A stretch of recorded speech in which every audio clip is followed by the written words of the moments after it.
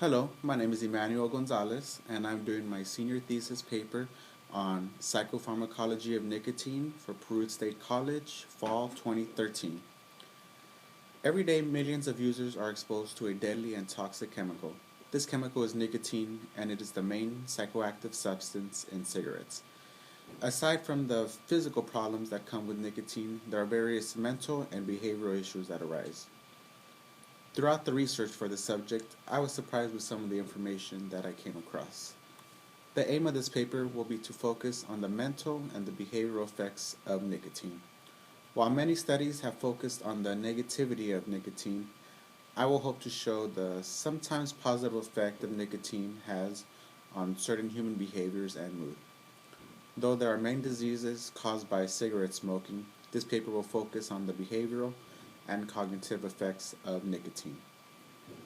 Mark Twain is credited with saying, "Quitting smoking is easy. I've done it 1,000 times." And I feel that many people who try and quit smoking feel the same way. Sometimes they'll quit for a couple days, couple weeks, but then they relapse back into the smoking. Uh, Nicotine is a psychoactive substance. Psychoactive substances have been used by humans for thousands of years. Plants have been the sole source of very powerful mind altering substances. These substances have been used for modification of one's mood and perceptions. During the 19th century, chemistry began to unlock the mystery behind these substances. Chemists were able to extract, purify, and identify the ingredients in these psychoactive substances. This has allowed medicinal chemists to develop new drugs to treat various disorders, including certain mental diseases. The powerful techniques used in biochemistry and cellular biology have provided insights into the mechanisms of drug reactions that would have been unimaginable a few decades ago. While there have been numerous benefits to the synthesis of various plants, nicotine and tobacco have shown a negative impact on human health. Every day, millions of people use tobacco and other nicotine products.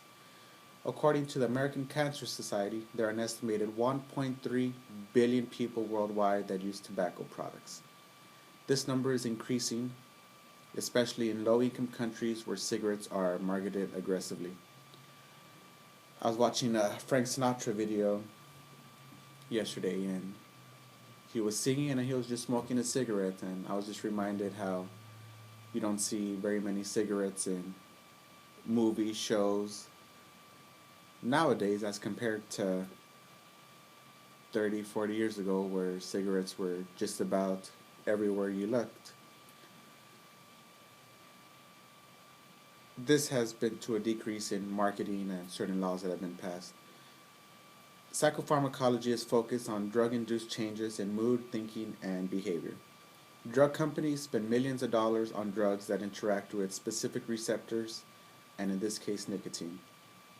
The nicotine reaction refers to changes when a specific drug binds to a particular site or receptor in the human body.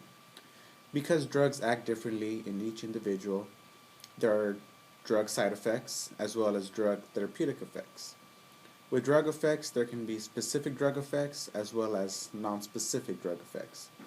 A specific drug effect deals directly with the particular receptor, while a non-specific drug effect can cause more side effects and are not an effect of the drug particularly. So while people are aware of cancer and lung disease that nicotine causes, many are unaware of the non-specific side effects of tobacco use. This paper will discuss both effects as people react differently to nicotine. Smoking is a worldwide problem. In the United States alone, 400,000 deaths are attributed to smoking annually. The withdrawal of smoking varies from each individual. Most people that stop smoking experience withdrawal symptoms including depressed mood, anxiety, irritability, and cravings. This withdrawal is seen in other abuse drugs.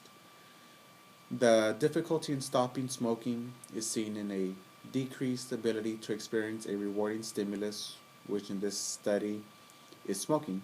This is the reason why many people that try and quit smoking usually relapse and go back to smoking. Tobacco withdrawal has a variety of symptoms that are described in the most recent versions of the American Psychiatric Association's Diagnostic and Statistical Manual of Mental Disorders, as well as the World Health Organization's internal classification of diseases. Anxiety, difficulty concentrating, depressed mood, increased appetite, insomnia, irritability, and restlessness are a few of the symptoms due to tobacco and nicotine withdrawal. The nicotine in tobacco acts on nearly every physiological system of the human body. Lehouzek explores the different processes in tobacco and nicotine and proposes what studies need to be conducted. He has suggested that a study should be done to compare regular smokers and occasional smokers. There are also many different processes in the human body that are elicited by nicotine. It is also important to consider how the effects of nicotine act differently on each individual. Drug discrimination refers to the behavioral paradigms in which the subjects learn to recognize the effects of a drug and report its presence by behavioral responses emitted to obtain reward or to avoid adverse stimuli. The application of this methodology is used in the search for new and improved pharmaceuticals. In a study done by Smith and Stollerman, they were able to help reveal the psychopharmacology of nicotine as well as the origin of its effects. They showed how nicotine could be considered a mild stimulant. Compared to amphetamine and other drugs, nicotine improves sustained attention as well as producing an amphetamine-like discriminative stimulus in nicotine-experienced rats. A discriminative stimulus is a reaction that exerts over a particular form of behavior. Smith and Stollerman showed that the reaction the rats showed from nicotine mimics levels similar to the narcotic amphetamine. Various animal studies have also concluded with similar results. Levin et al. Showed that sustained attention is improved by nicotine in both animal and human studies. When compared to a different stimulus such as amphetamine, nicotine shares many of the same characteristics such as improved attention. This research into improved attention serves an important role. The development of nicotinic therapeutics can help those that suffer from certain cognitive functions.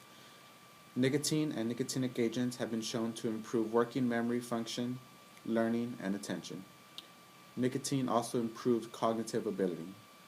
This type of effect can help those with certain cognitive dysfunction such as Alzheimer's, schizophrenia, and ADHD.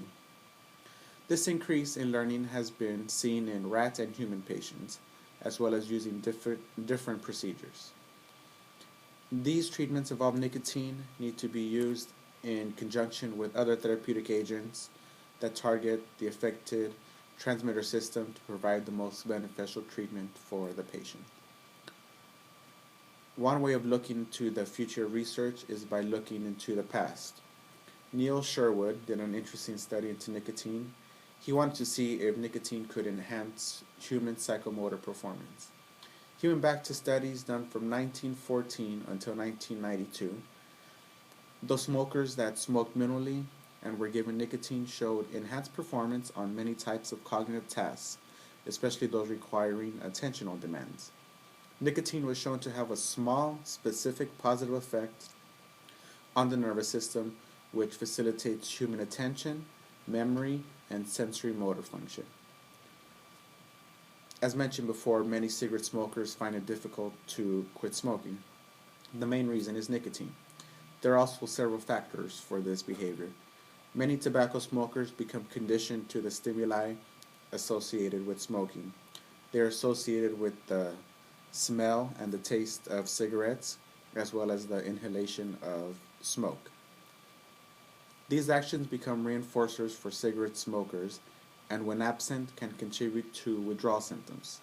Several withdrawal symptoms can be seen as well as measured by modern medical instruments. In tests conducted on rats, gas